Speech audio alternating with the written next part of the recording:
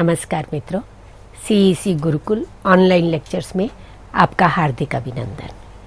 हमने अपने पिछले व्याख्यान में प्रेमचंद पूर्व उपन्यासों के अंतर्गत हिंदी साहित्य में परीक्षा गुरु उपन्यास की बात की थी और भाग्यवती उपन्यास की बात की थी। श्रद्धाराम फुल्लौरी रचित सामाजिक सुधार विषयक जो उपन्यास लिखे गए प्रेमचंद पूर्व, उन उपन्यासों की बात की थी। और इसी उपन्यास विधा में ही एक सर्वप्रिय नाम आता है बालकृष्ण भट्ट का, जिनका प्रदेय उपन्यास जगत में बहुत अधिक रहा है। उन्होंने 4 उपन्यासों की रचना की। रहस्य कथा उपन्यास था, नूतन ब्रह्मचारी था, 100 अजान एक सुजान निपान इनका उपन्यास था। रहस्य कथा इनका उपन्यास पुस्तकाकार में प्रकाशित नहीं हुआ, वह उनकी द्वारा संपादित पत्रिका हिंदी प्रदीप में ही धारावाहिक रूप में प्रकाशित हुआ। इसी तरह से नूतन ब्रह्मचारी उपन्यास भी इनका द्वारा रचित एक बहुत प्रसिद्ध उपन्यास रहा, 100 उजान एक सुजान। इससे पूर्व जो उपन्यास रचे गए वे कथानक प्रधान थे, उसमें विषय की प्रधानता थी, समाज सुधार उसमें मुख्य केंद्र में रहा। पर बालकृष्ण भट्ट उपन्यास के क्षेत्र में एक नवीन प्रयोग करते हैं और वे चरित्र प्रधान उपन्यास की रचना करते हैं। और ये हिंदी का पहला चरित्र प्रधान उपन्यास माना जा सकता है और परवर्ती उपन्यासकारों के लिए एक नींव का कार्य करता है, एक जमीन तैयार करता है। परवर्ती काल में जो चरित्र प्रधान उपन्यास लिखे गए उनके लिए ये बीज रूप में उपन्यास माना जा सकता है। ये उपन्यास भी हिंदी प्रदीप में धारावाहिक रूप में प्रकाशित हुआ था और 1906 में इस उपन्यास को पुस्तकाकार प्रकाशित किया गया था। अपने समय का विशिष्ट एवं प्रसिद्ध उपन्यास रहा है और लगभग 2 दर्जन पात्रों का चरित्र चित्रण इसमें प्रस्तुत किया गया है। पात्र इसमें जो भी आए हैं वे समाज के विभिन्न वर्गों के प्रतिनिधित्व के रूप में आए हैं। किसी ने किसी वर्ग का प्रतिनिधित्व कर रहे थे। जैसे बसंता और रघु 2 उसमें मुख्य पात्र हैं जो ब्राह्मण वर्ग का प्रतिनिधित्व कर रहे हैं। तत्कालीन जो नाम मात्र के ब्राह्मण रह गए थे और जो पूरी तरह से अनेक प्रकार की पाखंडों में परिव्याप्त हो गए थे या जिनमें बुरी आदतें आ गई थी। इसी तरह से मुंसिफ साहब विलायती रहन सहन की नकल करने वाले रिश्वतखोर के रूप में उस वर्ग का प्रतिनिधित्व करते हैं। और जो कोतवाल साहब हैं वे नशाखोर, बेईमान, रिश्वतखोर, क्रूर, घमंडी के रूप में प्रस्तुत किए गए हैं। आज भी हम देखते हैं कि जिस तरह से जो पुलिस वर्ग है जो वे उसी तरह से बेईमानी की रिश्वतखोरी करते हैं, तो वह दशा समाज में उस समय भी विद्यमान थी। तो कोतवाल साहब को उस प्रतीक रूप में दिखाया गया है। और रिद्धिनाथ और सिद्धिनाथ 2 बिगड़े रईस हैं जो अपने धन के अपव्यय करने में लगे हुए हैं। अनेक कुसंगति में पड़ने के कारण अपने धन का अपव्यय कर रहे थे। और फिर पंडित शिरोमणि मिश्र और चंद्रशेखर और उनके शिष्य जो कि सदाचारी और सद्वृत्ति संपन्न थे, उनके जब प्रभाव में आते हैं और उनसे जब उनको शिक्षा प्राप्त होती है तो उसके पश्चात उन्हें अपनी गलती का एहसास होता है। तो इसीलिए 100 अजान एक सुजान, तो बिगड़े हुए जो रईस हैं उनको समाज में सुधारने के लिए, समाज में उनको दिशा दिखाने के लिए इस प्रकार के उपन्यास की रचना की गई।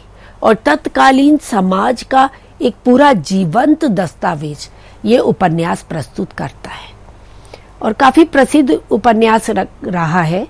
और इस उपन्यास पर परीक्षा में भी अनेक प्रश्न पूछे जाते हैं।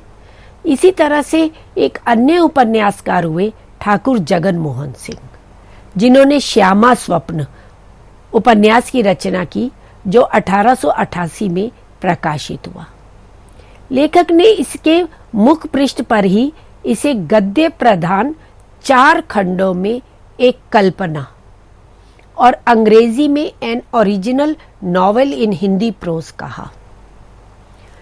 तो कल्पना प्रधान उपन्यास है, लेखक ने स्वयं माना, और शिल्पगत नवीनता है इसमें। प्रेमाख्यानों की तर्ज पर लिखा गया है, जैसे मध्यकाल में मध्ययुगीन कवियों द्वारा जायसी ने जैसे पद्मावत की रचना की, मंजन ने मधुमालतीय की रचना की, जो प्रेमाख्यानों की रचना हुई उसी तर्ज पर ये भी एक प्रेमाख्यान के रूप में रचा गया है और नव्य समाज की नवीन मान्यताओं का प्रतिनिधित्व करता है। जाति पाति को अनदेखा करके विवाह संबंध से सामाजिक परिवर्तन की ओर संकेत किया गया कि विवाह के लिए जाति पाति जो एक बहुत बड़ा बंधन बन करके आया था उसको अनदेखा करके और समाज में कैसे परिवर्तन आ रहा है। तो समाज में गुणों को अधिक महत्व, योग्यता को महत्व दिया जाए, ना कि जातिगत को। तो इस जातिगत जो समस्या थी उसको दूर करने के लिए, जातिगत भेदभाव को दूर करने के लिए विवाह संबंध में ये एक नवीन परिवर्तन की ओर ये उपन्यास उस पर केंद्रित रहा। और स्त्री की स्वतंत्रता और प्रेम भावना पर बल इस उपन्यास में किया गया है। नव जागरण में के मूल में, उसके केंद्र में ही स्त्री की स्वतंत्रता रही। सदियों से पराधीन स्त्री को भी समान अधिकार मिले, उसको भी स्वावलंबी बनाया जाए, तो ये उसके केंद्र में था। और इन उपन्यासकारों ने स्त्री की स्वतंत्रता को और उनकी प्रेम भावना पर विशेष रूप से बल दिया। ऐसे ही राधा कृष्ण दास उपन्यासकार इस युग में हुए जिन्होंने निस्सहाय हिंदू की रचना की। 1881 में रचित ये उपन्यास है जो 1890 में प्रकाशित हुआ। तथ्य की दृष्टि से देखा जाए तो इस उपन्यास में भी नवीनता है। इसका केंद्रीय विषय गोवध निवारण रहा। सांप्रदायिक सद्भाव का मार्मिक चित्रण प्रस्तुत करने वाला उपन्यास है। वास्तव में जब 1857 का युद्ध हुआ तो उस युद्ध में हिंदू और मुसलमानों ने मिल करके अंग्रेजों के विरुद्ध आवाज उठाई थी। तो उनका हिंदू मुस्लिम ऐक्य देख करके अंग्रेजों ने इन दोनों में भेदभाव उत्पन्न करने की, फूट डालो और शासन करो की नीति अपनाई और उन्होंने मुसलमानों की हर बात का समर्थन करना प्रारंभ किया। तो बकरीद के समय में गोकुशी करना, इसका समर्थन अंग्रेजों द्वारा किया गया और गो हितकारिणी सभा बनाई गई थी गायों का रक्षा करने के लिए। और उस सभा का जो सभापति था वह भी एक मुसलमान अब्दुल अजीज को बनाया गया। और अब्दुल अजीज स्वयं गोवध का विरोधी था और जो कट्टरपंथी मुसलमान थे, जो गोकुशी के समर्थक थे, उन्होंने अब्दुल अजीज का और उसके परिवार की हत्या कर दी। और इस तरह से हिंदू मुस्लिम एकता का एक अद्भुत उदाहरण इस उपन्यास में प्रस्तुत किया गया। अब्दुल अजीज और मदन मोहन और उनके दोनों के परिवार की, उनकी पत्नियों की मित्रता दिखा करके, उनकी आपसी एकता दिखा करके हिंदू मुस्लिम एकता प्रस्तुत की गई इस उपन्यास में। तो वास्तव में उन दोनों में किसी प्रकार का भेदभाव नहीं था, परंतु शासक वर्ग उनमें भेद उत्पन्न करके उनको आपस में लड़वा रहा था। तो ये बात समाज को बताने के लिए, समाज में जागृति लाने के लिए इस निस्सहाय हिंदू उपन्यास की रचना राधा कृष्ण दास द्वारा की गई। राष्ट्रीय भावना और नव जागरण की चेतना की अभिव्यक्ति इस उपन्यास में मिलती है। देश की दुर्दशा, टैक्स में निरंतर वृद्धि, टैक्स वसूली में की जाने वाली धांधली, पुलिस विभाग में व्याप्त भ्रष्टाचार और सांप्रदायिकता आदि का यथार्थ अंकन हमें इस उपन्यास में मिलता है। और समाज में जो कुरीतियां परिव्याप्त थी, समाज में जो अंधविश्वास परिव्याप्त थे, उनका विरोध और आधुनिक सोच को अपनाने के लिए आह्वान किया गया है इस उपन्यास में। तो इस तरह से नव जागरण से प्रेरित होकर के समाज को एक दिशा देने के लिए और समाज में प्रगति के लिए अग्रसर करने के लिए और अपने पिछड़ेपन का परित्याग करने के लिए आह्वान इन उपन्यासों में दिखाई देता है। इसी तरह से एक और उपन्यासकार हुए पंडित लज्जाराम शर्मा, जो भारतीय संस्कृति के समर्थक रहे। वैसे तो वो अखबार नवीस थे, अखबार में ही लिखने वाले थे, अधिक इनके उपन्यास प्रसिद्ध नहीं हुए, परंतु इन्होंने एक धूर्त रसिक लाल 1889 में 89 में उपन्यास की रचना की, जो काफी प्रसिद्ध रहा और चरित्र प्रधान उपन्यास था ये। और एक और उपन्यास इन्होंने रचा, स्वतंत्र रमा और परतंत्र लक्ष्मी, 1899 में। ये आदर्श दंपति, बिगड़े का सुधार अथवा सती सुखदेवी और आदर्श हिंदू, इन उपन्यासों की इन्होंने रचना की। स्वतंत्र रमा और परतंत्र लक्ष्मी, ये उपन्यास भी स्त्री केंद्रित रहा है। रमा एक शिक्षित स्त्री है और लक्ष्मी जो है वो आदर्श पतिव्रता स्त्री है, पूरी तरह से अपने संस्कारों से जुड़ी हुई है। और रमा आधुनिक विचारों की और स्वतंत्र विचारों की और विदेशी संस्कृति से प्रभावित थी। और उन दोनों का किस तरह से प्रभाव पड़ता है और किस तरह से रमा जो बाहरी चकाचौंध में आकर्षित होकर के और एक युवक के साथ भाग जाती है, उससे विवाह कर लेती है और बाद में उसे अपनी गलती का एहसास होता है और फिर वे लक्ष्मी से आकर के मिलती है और फिर संस्कृति की, अपनी संस्कृति की, अपनी जड़ों से जोड़ती है। तो एक भारतीय संस्कृति की समर्थन के रूप में लज्जाराम शर्मा इस उपन्यास की रचना करते हैं।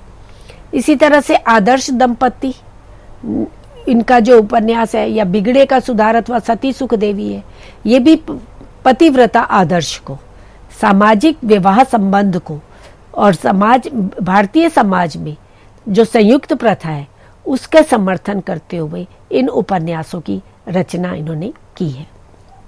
इसी तरह से एक अन्य उपन्यासकार हुए किशोरीलाल गोस्वामी। इन्होंने 65 उपन्यासों की रचना की, जिनमें सामाजिक सुधार से संबंधित उपन्यास भी हैं, ऐतिहासिक उपन्यासों की भी रचना की और देवकीनंदन से प्रभावित होकर तिलस्मी अय्यारी उपन्यासों की भी रचना की। उनके कुछ प्रमुख उपन्यास रहे प्रणयिनी परिणय, त्रिवेणी व सौभाग्यश्री, लीलावती व आदर्श सती, राजकुमारी, चपला व नव्य समाज, पुनर्जन्म व सौतिया डाह, माधवी माधव व मदन मोहिनी, अंगूठी का नगीना। ये इनके कुछ प्रमुख उपन्यास रहे जो समाज सुधार को केंद्र में रखते हुए सामाजिक विषयों को आधार बना करके रचे गए हैं। इनके जो प्रारंभिक 3 उपन्यास है, प्रणयिनी परिणय, त्रिवेणी व सौभाग्यश्री और लीलावती व आदर्श सती, इनमें इनके ऊपर मध्यकालीन प्रेमाख्यानों का प्रभाव है। ये प्रेम संबंधों पर आधारित भाव प्रधान सामाजिक उपन्यास कहे जा सकते हैं। और जो चपला व नव्य समाज है, ये नव चेतना से प्रभावित उपन्यास है। और माधवी माधव और मदन मोहिनी, ये भी प्रेमाख्यानों पर आधारित उसी तरह से प्रेम परक उपन्यास है। अब हम बात करते हैं इनके किशोरीलाल गोस्वामी ने जो ऐतिहासिक रोमांस परक उपन्यास की रचना की, हृदय हारिणी व आदर्श रमणी, ये इनका ऐतिहासिक रोमांस परक उपन्यास रहा। प्रताप नारायण मिश्र ने पत्रिका का संपादन किया था, हिंदुस्तानी पत्रिका, और उनके कहने से, उनसे प्रेरित होकर के ही इन्होंने इस उपन्यास की रचना की थी।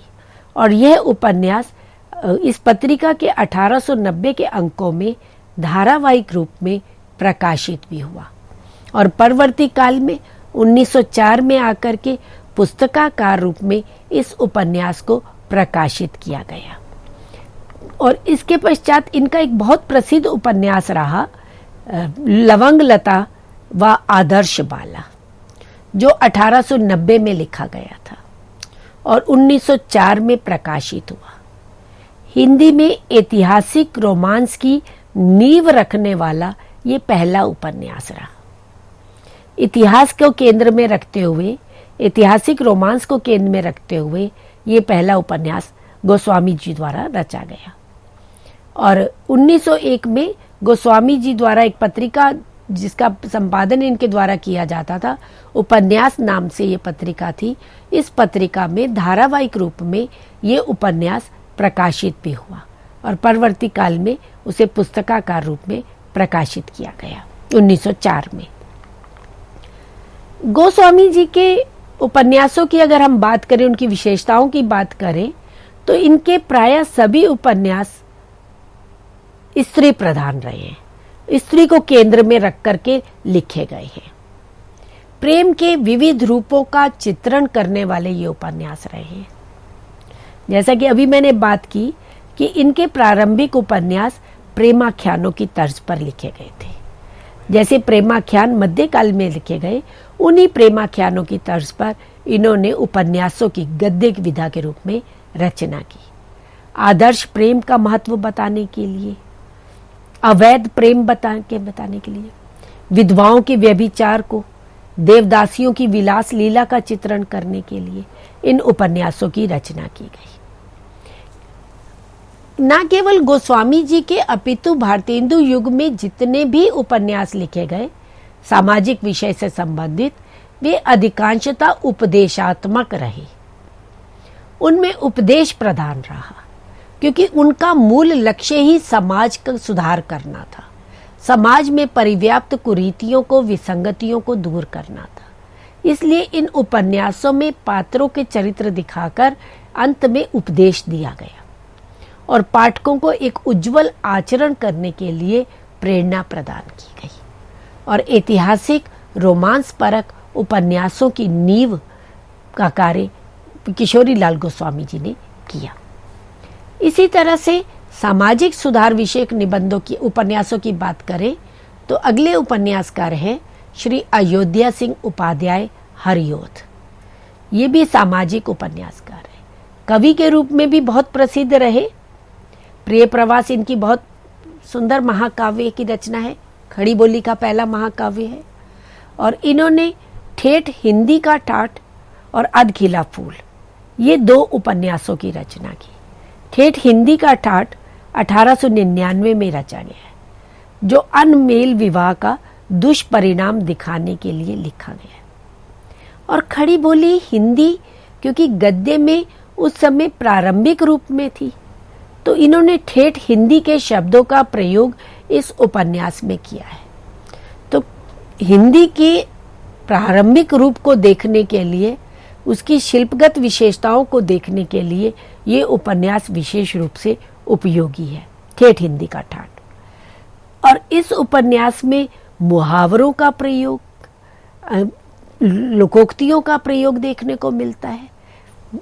अनेक खड़ी बोली के विविध रूपों का, विविध शब्दों के नवीन प्रयोगों को देखने के लिए ये उपन्यास उपयोगी रहा है।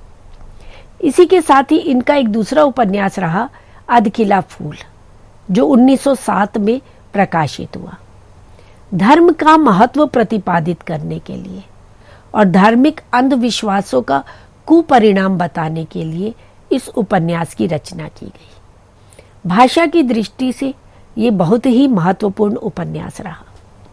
हिंदू समाज की कुरीतियों पर प्रहार करते हुए अंधविश्वासों का कुपरिणाम दिखाकर एक जमींदार की कामुकता का परिष्कार दिखाया गया है कि जमींदार किस तरह से वासना के शिकार हो रहे हैं और धार्मिक अंधविश्वासों के कारण हम समाज में जो भी अनुचित हो रहा है उसको स्वीकार करते चले जाते हैं। तो हिंदू समाज इसी कुरीतियों के चलते कैसे पिछड़ रहा है, तो उन पर प्रहार करते हुए और अंधविश्वासों का क्या कुपरिणाम निकलता है, ये दिखाते हुए इस उपन्यास की रचना उपन्यासकार द्वारा की गई है। अब अभी तक हमने मित्रों बात की सामाजिक उपन्यासों की। अब हम बात कर रहे हैं ऐतिहासिक उपन्यासकार कि इस युग में इतिहास परक उपन्यास भी रचे गए। हालांकि उनमें इतिहास पर, ऐतिहासिक तथ्यों पर कम ध्यान रहा, कल्पना अधिक रही। मुख्य उद्देश्य अपने प्राचीन अतीत के गौरव को प्रस्तुत करके और उससे समाज को प्रेरणा प्रदान करना था। तो ऐतिहासिक उपन्यास जो कल्पना मिश्रित रहे, किशोरीलाल गोस्वामी का तारा का क्षात्रकुल कमलिनी, कनक कुसुम व मस्तानी जिस पर अभी फिल्म भी बनी है, सुल्ताना रजिया बेगम व रंगमहल में हलाहल, हृदय हारिणी व आदर्श रमणी, लवंग लता व आदर्श बाला, मल्लिका देवी व बंग सरोजिनी, सोना और सुगंध व पन्नाबाई, ये किशोरीलाल गोस्वामी जी के ऐतिहासिक उपन्यास रहे। और इन्हीं से प्रेरणा लेकर के गंगा प्रसाद गुप्त द्वारा नूरजहां, वीर पत्नी, कुमार सिंह सेनापति और हमीर की रचना की गई। ऐसे ही जयराम दास गुप्त द्वारा कश्मीर पतन, रंग में भंग, माया रानी, नवाबी परिस्तान का वाजिद अली शाह, मलका चांद बीबी, इन ऐतिहासिक उपन्यासों की रचना हुई जिनमें इतिहास कम और कल्पना अधिक थी। और मथुरा प्रसाद शर्मा द्वारा एक शुद्ध ऐतिहासिक उपन्यास की रचना की गई, नूरजहां बेगम व जहांगीर। ऐसे ही बलदेव मिश्र द्वारा 3 ऐतिहासिक उपन्यास लिखे गए, अनारकली, पृथ्वीराज चौहान और पानीपत। और बाबू ब्रजनंदन सहाय द्वारा लाल चीन, इस उपन्यास की ऐतिहासिक उपन्यास की रचना की। यद्यपि संख्या की दृष्टि से और विषय की दृष्टि से, गुणवत्ता की दृष्टि से इस काल में कम ऐतिहासिक उपन्यासों की रचना हुई, परंतु एक प्रारंभिक उपन्यासों के रूप में इनका महत्वपूर्ण स्थान है। इसी तरह से इस युग में तिलस्मी अय्यारी उपन्यासों की रचना की गई, जिसमें देवकी नंदन खत्री बड़े ही लोकप्रिय हुए और उनके उपन्यास चंद्रकांता संतति और भूतनाथ विशेष रूप से प्रसिद्ध हुए, जिन पर दूरदर्शन पर धारावाहिक भी बनाया गया। और ये ऐसे उपन्यास रहे मनोरंजन प्रदान कि इन उपन्यासों को पढ़ने के लिए कितने ही लोगों ने नागरी लिपि सीखी, हिंदी भाषा सीखी। तो इस दृष्टि से भी इनका योगदान रहा। और सामंती संस्कृति का महाख्यान ये कहा जाता है। काल और स्थान के अनुसार सुनियोजित कथानक है। मुख्य कथा के साथ सैकड़ों प्रासंगिक कथाओं का सुंदर नियोजन इसमें मिलता है कि किस तरह से राजकुमार राजकुमारी से प्रेम करता है, राजकुमार जंगल में फंस जाता है, उसे राक्षस पकड़ कर ले जाता है, कैसे वो उनके चंगुल से बचता है। तो पूरा उपन्यास में अनेक प्रासंगिक कथाएं, सैकड़ों प्रासंगिक कथाएं जुड़ी हुई हैं। जादू से कैसे अय्यार जो है उसकी सहायता करते हैं। तो कौतूहल से, चमत्कार से, रोमांच से पूर्ण ये उपन्यास रहे। और इन उपन्यासों को पढ़ने के लिए कितने ही विदेशी विद्वानों ने भी हिंदी सीखी और कितने ही उर्दू प्रेमियों ने भी हिंदी में लेखन तक प्रारंभ किया। और इन्हीं देवकीनंदन खत्री जी से प्रभावित होकर के आगे श्री हरे कृष्ण जौहर ने कुसुमलता, भयानक भ्रम, नारी पिशाच, मयंक मोहिनी, जादूगर और कमल कुमारी, इन तिलस्मी उपन्यासों की रचना की। निराला नकाबपोश, भयानक खून की रचना की। किशोरीलाल गोस्वामी जी ने भी एक उपन्यास, तिलस्मी उपन्यास की रचना की, तिलस्मी शीश महल के नाम से। तो ये तो हमने मित्रों बात की जो इस युग में तिलस्मी अय्यारी उपन्यास, मनोरंजन प्रधान उपन्यासों की रचना की गई। इसी तरह से इस युग में जासूसी उपन्यासों की भी रचना हुई।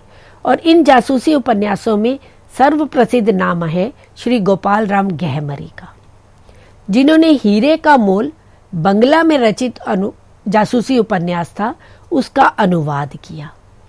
और इन्होंने स्वयं एक पत्रिका का भी संपादन किया जासूस नाम से।